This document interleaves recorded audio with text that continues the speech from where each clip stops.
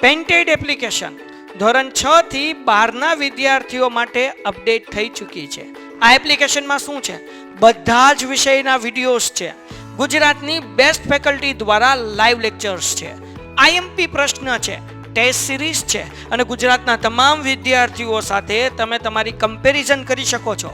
ગેમિફિકેશન છે અને બીજું ઘણું બધું. તો તમે એપ્લિકેશન ડાઉનલોડ ન કરી હોય તો ડિસ્ક્રિપ્શનમાં લિંક આપી છે. હમણાં જ પ્લે સ્ટોર ઉપર જાઓ અને એપ્લિકેશન ડાઉનલોડ કરો. ઘરે બેઠીને સરસ મજાનું ગુજરાતની જોરદાર ફેકલ્ટી સાથે ભણો, સારા માર્ક્સે પાસ થાઓ. ચાલો આપણે આંતરરાષ્ટ્રીય વેપાર, આની પહેલા આંતરિક વેપાર આપણે જોયું હતું. આંતરિક વેપારની અંદર આપણે એવું જોયું હતું કે જે વેપાર દેશની ભૌગોલિક સીમાની અંદર થાય એને આંતરિક વેપાર કહેવાય. આંતરરાષ્ટ્રીય વેપાર એટલે કે જે દેશની ભૌગોલિક સીમાની બહાર થાય આપણો આંતરરાષ્ટ્રીય વેપાર છે. બરાબર છે, એને આપણે આંતરરાષ્ટ્રીય વેપાર તરીકે ઓળખશું. તો વિશ્વના ઘણા બધા દેશોમાં કુદરતી સંપાદનો અલગ અલગ છે. અમુક જગ્યાએ ક્રૂડ ઓઇલ છે, અમુક જગ્યાએ કોલસો છે, અમુક જગ્યાએ સોનું છે. દરેક દેશ પાસે દરેક પ્રકારની વસ્તુઓ નથી. પરિણામે લોકોની જરૂરિયાત સંતોષવા માટે બીજા દેશ ઉપર આપણે શું રાખવો પડે છે? બીજા દેશ ઉપર આપણે આધાર રાખવો પડે. અને એક દેશ અમુક પ્રકારની વસ્તુઓનું ઉત્પાદન શક્ય નથી એટલે ઓછી જરૂરિયાતો હોય તો બીજા દેશ પાસેથી અનુકૂળતા પ્રમાણે આંતરરાષ્ટ્રીય વેપાર કરતી હોય. આ ઉપરાંત અનેક વસ્તુઓ જે દેશમાં ઓછા સાધનો અને ઓછી મજૂરી કે ઓછા ખર્ચે ગુણવત્તાવાળી વસ્તુઓ બનતી હોય, જે અમુક જગ્યાએ મોંઘી બની. દાખલા તરીકે અમેરિકા છે તો ત્યાંનો રૂપિયો મોટો છે, બાંગ્લાદેશ શ્રીલંકાથી તેનો રૂપિયો નાનો છે.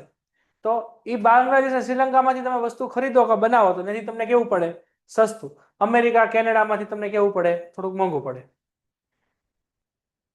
તો વસ્તુ દેશમાં બનાવી જુદા જુદા દેશોમાં મોકલવામાં આવે છે. દાખલા તરીકે વિશ્વ વેપાર તમે જોયો છે. અત્યારે આપણી પાસે ચાઇનાની જે પણ પ્રોડક્ટ છે, સેમસંગ છે, ઓપ્પો વિવોના મોબાઈલ છે, બરોબર છે, એપલ છે, તો આ બધા શું છે? વિશ્વ વેપારના કારણે બધી વસ્તુ પોસિબલ છે.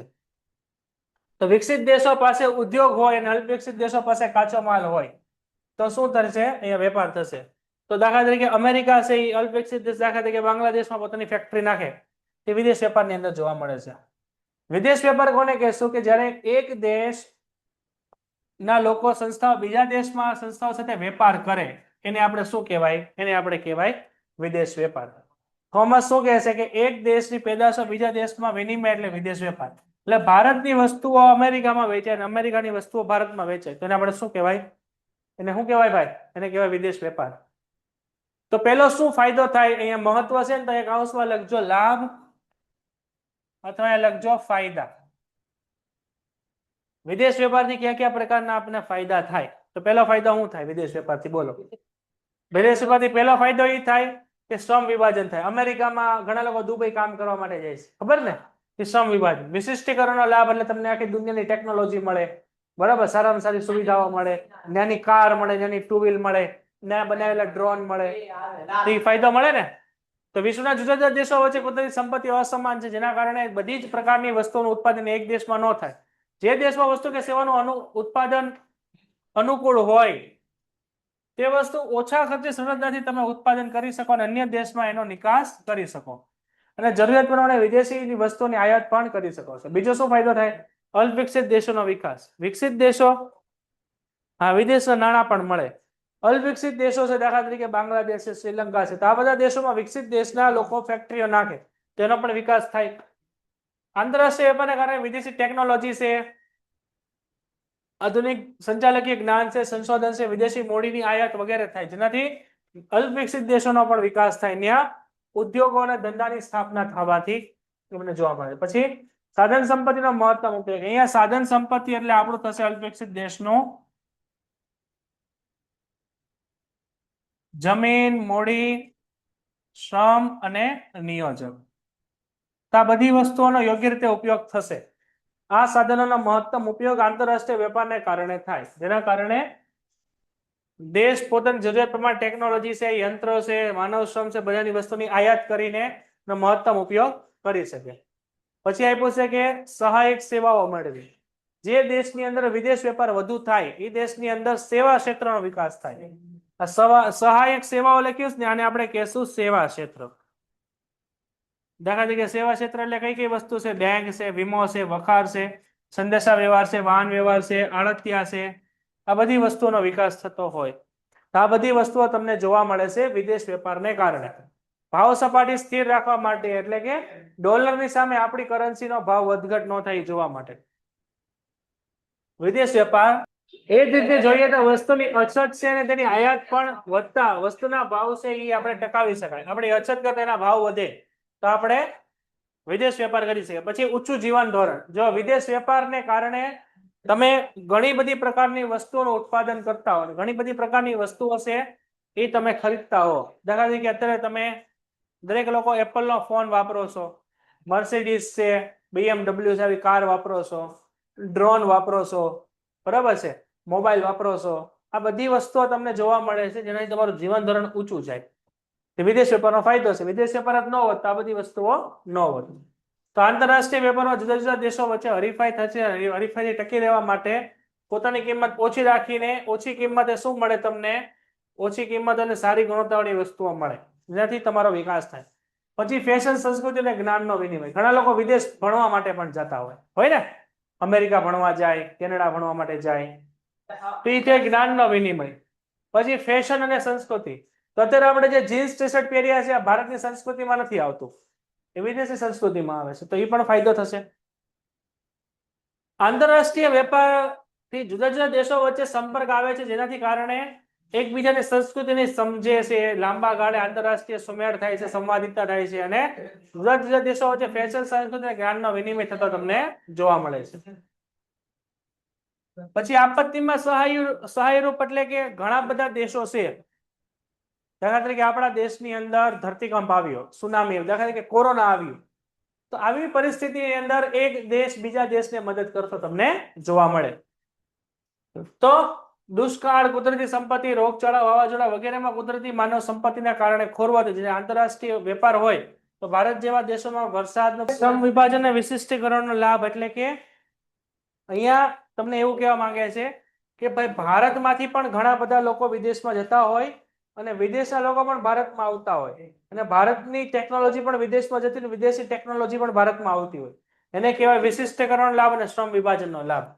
દાખલા તરીકે જે દેશમાં વસ્તુનું ઉત્પાદન અનુકૂળ રીતે ઓછા ખર્ચે થતું હોય અને અન્ય દેશમાં એની નિકાસ થતી, એટલે કે આપણા દેશમાંથી ઘણા બધા લોકો દુબઈને જતા હોય તો આપણા દેશના લોકોને ઓછા પૈસે ત્યાં એ લોકોને કામ મળતું હોય, તો એ ફાયદો છે. અને વિશિષ્ટીકરણનો લાભ એટલે કે શું થશે?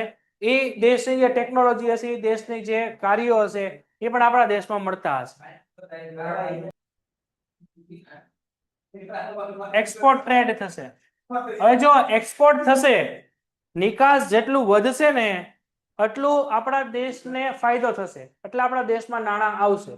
જો અહીંયા તમારા નિકાસ થાય ને, નિકાસ થાય તો શું થશે? નાણાંની આવક થાય. અને આયાત થાય, આયાત થાય તો શું થાય? નાણાંની જાવક થાય. એવું હોય ને, નિકાસ થાય તો પૈસા પ્લસ થાય, આયાત થાય તો પૈસા માઇનસ થાય. તો આપણા દેશની અંદર આપણે શું વધારવાનું છે? નિકાસ વધારવાનો છે. તેની માટે આપણે શું કરી શકીએ એ આપણને અહીંયા કીધેલું છે. તો દેશમાં જરૂરી અનિવાર્ય પેદાશોની માંગ અને પુરવઠાની જાળવણી રાખવા અને દેશની સુરક્ષા માટે, આર્થિક વિકાસ માટે આયાત કરવી પડે છે. અને આયાત પેદાશો અને સેવાની ચુકવણી વિદેશી હુંડિયામણમાં થાય છે. વિદેશી હુંડિયામણ એટલે કહેશું આપણે અંગ્રેજીમાં ફોરેન એક્સચેન્જ. અને શું કહેશું આપણે? તો આપણે આયાત કરશું તો વિદેશી હુંડિયામણ ભારતમાંથી શું થશે? જશે. અને નિકાસ કરશું તો એ પૈસા આવશે. તો હુંડિયામણ મેળવવા અને આર્થિકરણની સ્થિરતા લાવવા માટે આયાત કરવી, નિકાસ કરવી પડે. શેની માટે? હુંડિયામણ મેળવવા માટે. તો જેથી હુંડિયામણની કમાણી થાય આ પરિસ્થિતિમાં દરેક દેશે નિકાસને પ્રોત્સાહન આપવું પડે. દેશમાંથી વિદેશી હુંડિયામણ આયાતકારને સસ્તી, ઉચ્ચ અને ગુણવત્તાવાળીને માંગ ત્યારે મળે ત્યારે જે કોઈ પ્રોત્સાહન નિકાસકારોને આપવામાં આવે નિકાસ પ્રોત્સાહનો કહેવાય. એટલે જેનાથી શું થશે કે વધુમાં વધુ વસ્તુ ભારતમાંથી વિદેશમાં વેચાવા માટે જશે. એ નિકાસ પ્રોત્સાહન છે. નિકાસ પ્રોત્સાહન માટે સરકારે નીચેના માધ્યમો અપનાવ્યા છે. પહેલું છે વેપારી સંધિઓ, અને આપણે કહેશું ટ્રેડ એમઓયુ. આપણે શું કહેશું? આપણે એને ટ્રેડના એમઓયુ. એમઓયુ એટલે થશે મેમોરેન્ડમ ઓફ અન્ડરસ્ટેન્ડિંગ. ઘણા બધા દેશો સાથે આપણે વેપાર માટેને સંધિઓ કરતા હોય. આપણે એવું ટીવીમાં જોયેલું હોય કે નરેન્દ્ર મોદી છે ઘણા બધા દેશોમાં જતો હોય વેપાર કરવા માટે, અને ઘણા બધા દેશોના રાજકીય નેતા ભારતમાં પણ આવતા હોય. તો વેપાર સંધિના માધ્યમ દ્વારા નિકાસ પ્રોત્સાહન આપવામાં આવે છે. રાજકીય દ્રષ્ટિકોણ એકબીજાને અનુકૂળ હોય તેવા દેશના રાજકારણીના માધ્યમ દ્વારા પણ વેપાર સંધિઓ થાય છે. એને લઈને દેશના રાજકારણીઓ દ્વારા પણ વેપારની સંધિઓ થતી હોય. અને આ વેપાર સંધિ મુજબ કોઈ એક અથવા વધારે દેશો અન્ય દેશ સાથે વેપારની આયાતો અને નિકાસોની અગ્રિમતા આયાતો અને અગ્રિમતા આપવામાં આવશે એવો કરાર કરવામાં આવે. આ કરાર એટલે એને કહેશું આપણે MOU. જે આપણે આપ્યું છે કે નાણાકીય અને આર્થિક ઉત્તેજન વળતર, જેની નિકાસ વધુ વધે એની માટે આવા આપણે પ્રોત્સાહન કરશું. પેલું પ્રોત્સાહન શું કરશું? નિકાસના નક્કી કરેલા દરે સીધું વળતર આપવું. વળતર એટલે ડિસ્કાઉન્ટ આપશું. પછી બીજું, વેચાણ વેરા અને આબકારી વેરા નહીં લેવા. એટલે એનાથી શું થશે? લોકો વધુમાં વધુ નિકાસ કરશે, જેનાથી ભારતની નિકાસોમાં વધારો થશે.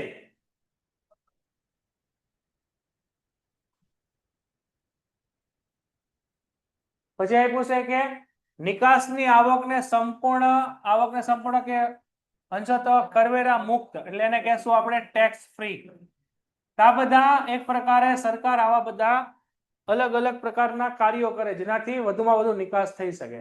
અને નિકાસની પેદાશોનો જે કાચો માલ છે, અન્ય સાધનો છે ને વીજ સસ્તા ભાવે આપવી, જેનાથી વધુમાં વધુ નિકાસને પ્રોત્સાહન મળે. ઓકે, તો એટલું જોઈ લો. પેન્ટેડ એપ્લિકેશન ધોરણ 6 થી 12ના વિદ્યાર્થીઓ માટે અપડેટ થઈ ચૂકી છે. આ એપ્લિકેશનમાં શું છે? બધા જ વિષયના વિડીયોઝ છે. ગુજરાતની બેસ્ટ ફેકલ્ટી દ્વારા લાઈવ લેક્ચર્સ છે. IMP પ્રશ્ન છે, ટેસ્ટ સિરીઝ છે અને ગુજરાતના તમામ વિદ્યાર્થીઓ સાથે તમે તમારી કમ્પેરિઝન કરી શકો છો. ગેમિફિકેશન છે અને બીજું ઘણું બધું. તો તમે એપ્લિકેશન ડાઉનલોડ ન કરી હોય તો ડિસ્ક્રિપ્શનમાં લિંક આપી છે. હમણાં જ પ્લે સ્ટોર ઉપર જાઓ અને એપ્લિકેશન ડાઉનલોડ કરો. ઘરે બેઠીને સરસ મજાનું ગુજરાતની જોરદાર ફેકલ્ટી સાથે ભણો, સારા માર્ક્સે પાસ થાઓ.